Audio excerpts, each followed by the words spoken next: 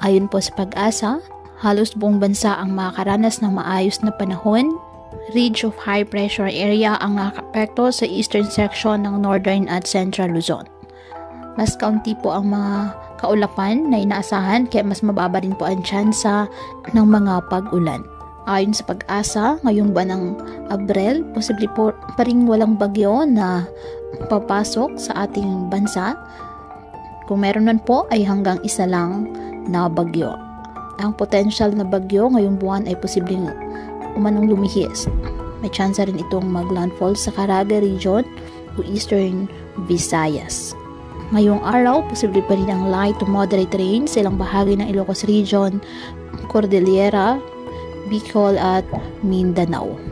Kaya patuloy pa rin po natin na pinag-iingat ang ating mga kababayan sa banta pa rin po ng mga pagbaha o pagguho ng lupa, lalo na kapag may malalakas na mga pag-ulan na pwedeng dulot ng mga thunderstorms.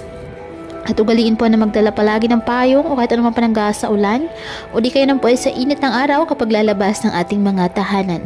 At yan po muna ang update sa lagay ng panahon ngayong araw. Muli patuloy po tayo na mag-ingat at palaging tandaan, God loves you. Stay safe.